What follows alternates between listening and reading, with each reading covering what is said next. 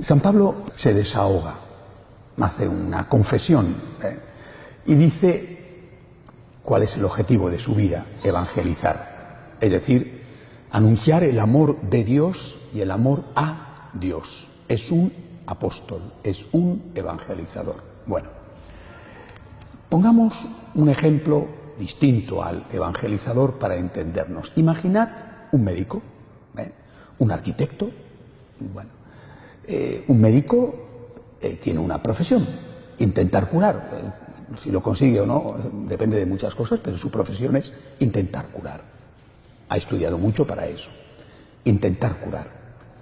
Y vas al médico para que te cure. El médico puede ser una buena persona o una mala persona. Puede ser un esposo fiel o un adúltero. Puede ser un buen padre de sus hijos o un mal padre. Puede ser fumador y bebedor o abstemio y totalmente sano. El médico puede ser muchas cosas, pero lo que tiene que ser es médico.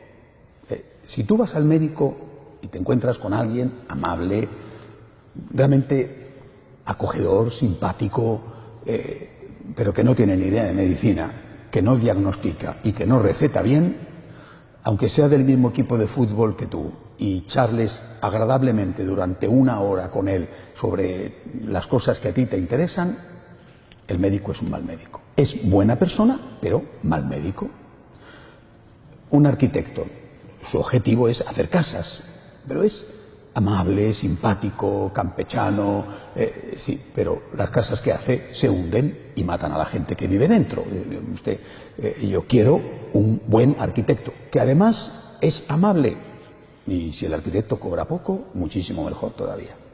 Ahora, si esto lo entendemos todos perfectamente, ¿por qué no lo entendemos con los sacerdotes?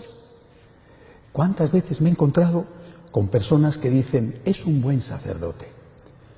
¿Por qué? Porque es simpático, es campechano, incluso porque es caritativo, porque ayuda a los pobres, tiene un gran corazón, pero no es religioso o enseña doctrinas equivocadas.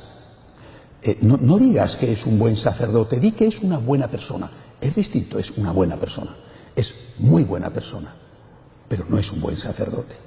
Recientemente, el tiempo que estuve en Guatemala, la parroquia que hemos puesto en marcha allí, pues es una parroquia, cuando menos hay que decir que interesante, muy, muy singular, 62.000 personas, una gran comunidad indígena, es una parroquia muy interesante. Bien, el sacerdote que estuvo 35 años. No me cabe duda, murió de que era una muy buena persona. ¿Era un buen sacerdote? En la parroquia no se celebraba misa entre semana, nunca. Solo si alguien venía y encargaba una misa. ¿Era un buen sacerdote? Yo dejo la pregunta porque no me gusta hablar mal de un muerto. Solo dejo esta pregunta. ¿Era un buen sacerdote? Es decir, el médico tiene que hacer de médico. Si además es amable, simpático y de su dinero da a los pobres o dedica una parte de su tiempo a ejercer de médico gratis, mejor, muchísimo mejor.